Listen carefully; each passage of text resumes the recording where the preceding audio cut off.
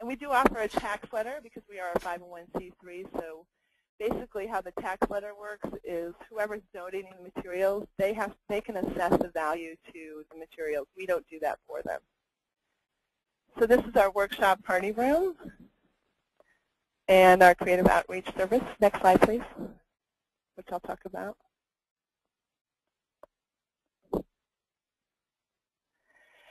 So we do have a hands-on creative outreach service, and this is a fee-for-services program where we'll bring materials to different locations. Annually, we do about 320 events throughout the Southeast. I think the farthest we went this year was to Arkansas. So we do workshops on and off site. We'll go into a school. We'll bring 20 barrels of materials. We'll bring scissors, staplers, and tape. We have 2 trained people that go out and facilitate these programs. So the students can have a creative experience with the materials. There's also an environmental lesson where we talk about, saving the materials, keeping them out of the landfill, and then talk about the fact that these are resources, and there are resources everywhere, and you don't have to go out and buy new stuff to make something or be creative or to think differently as well. We do birthday parties, large events. We do presentations, conferences, classes.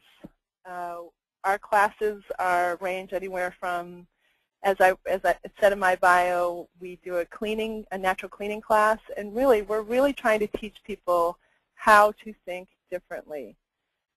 We want people to reduce the amount of materials they're using in their everyday life, and our natural cleaners class is a great example of that. They're fee-for-services programs, and the Open Studio and Design Center. The Design Center is something new that we have an opportunity in our new location. We actually have 2 rooms, and we're going to open a wood shop in an additional room as well. So this is more for the DIY crowd, screen printing, bookbinding. I just did a workshop on how to make hats and scarves from a sweater, and it was great.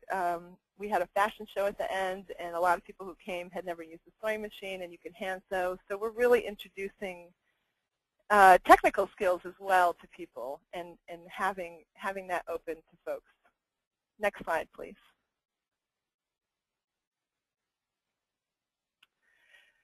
So we get over, I would say, 20 inquiries annually about how to start your own creative reuse center. From what I understand, there's less than 50 creative reuse centers in the United States, and I know I think there's a good list on redo.org. I think Reuse Alliance has a list as well of creative reuse centers. So it's very rare to actually have one, and when you're thinking about starting your own creative reuse center, I always tell folks to sort of research your model. You could be a nonprofit like us, for-profit like Urban Ore, multi-government agency similar to Materials for the Arts in New York City, and really just knowing which model works best for who's ever starting the system. Writing a business plan is key, is the next step, and thinking about your facilities. I mean, as a nonprofit and working for this organization, we have spent over 11 years on a facility or relocation issue. So I think that is that's a really tough thing, especially if you are a creative reuse center, because we're dealing with tons of materials. You don't have a lot of flexibility in moving or relocating, and you're also trying to help people find you as a destination location. So you really need to have a good plan with the facility, and then work your plan. Next slide, please. So that's it. I have an annual report if anyone wants. I know a lot of the information I just talked about, but I'm happy to send it to anyone who wants it. And here's my contact information if you need it. Thank you so much. Thank you very much, Anne. Really appreciate the presentation today. And I know I'll be in touch because I'll be in that area soon. So our next presenter is Dave Bennink, and Dave is actually joining us via phone in the middle of his day. He's taking some time out. When he could be eating lunch, he's actually going to do a presentation for us today. So Dave, are you there? Yeah, I'm here. Can you hear me? I can. I'm getting your presentation up right now, and let me just load that, and then I will introduce you here. Okay. Okay, so sorry for the wait there. So yeah, let me just introduce Dave Bennink. Dave is the owner of Reuse Consulting, and he has been in the reusable building materials industry for 18.5 years. He has helped to develop and run 2 nonprofit reuse stores in the state of Washington, working there for about 11.5 years. He started Reuse Consulting in 2004 and now has clients in 40 states and 3 provinces, and was voted National Building Deconstructor of the Year for 2009-2010. Dave has created over 300 green-collar jobs through deconstruction and has worked on over 3,000 buildings, including homes, apartment complexes, hospitals, sports stadiums, etc., and has deconstructed over 570 of them. So, Dave, I really appreciate you taking the time today, and invite you to take it away. Okay, great. I hope that everyone can hear. I am at a school right now where, when he says the middle of my day, I'm training a group of 18 students on building material reuse and recycling and building deconstruction. So what I realized is there's nowhere quiet. There's just absolutely nowhere quiet in this area. So I'm doing the best I can. So let me know if it's too much noise. I'll try and adjust. So now help me out. The first slide is up. Do you have the? Yep, we're still on. Have we seen it all? Okay, yeah. If you can go to the next one. Okay. Okay, so Reuse Consulting. We started in 2004, but really we were. I started in 1993, and the. If you want to click it so that you can see the picture and the stats there. Is that up now? It's up, yep.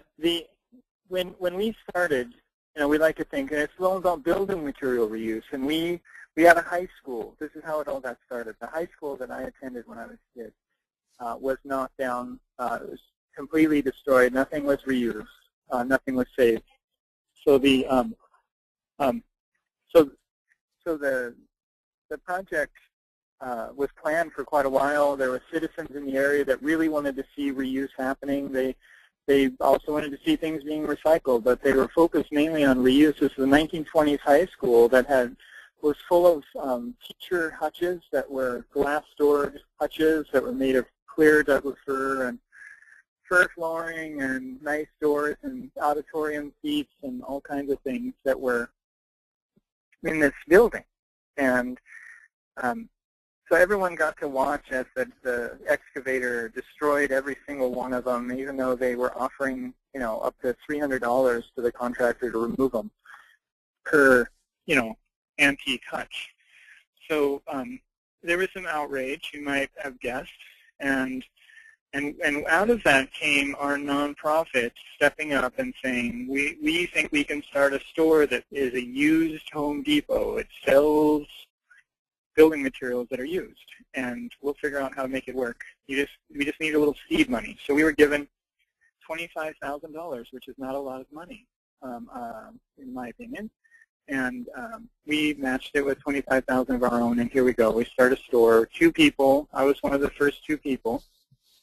So I started right on the ground, and we were able to build that up. I worked there for 11.5 years, helping build it up to 50,000 square feet. And we had 40 employees at the end. We had 2 stores, and we were visiting 1,200 job sites per year. We had 8 trucks, and we were just flying around the northwest of Washington, gathering materials. Diversified into various types of buildings, not just homes or garages. We would go into shopping malls and high schools and hospitals, and we had the capabilities to do any project anywhere in our area. So once we got to that level, and we were one of the largest in the country, certainly one of the most active, most employees and so on, I decided to start my consulting business to help everybody else get to that level.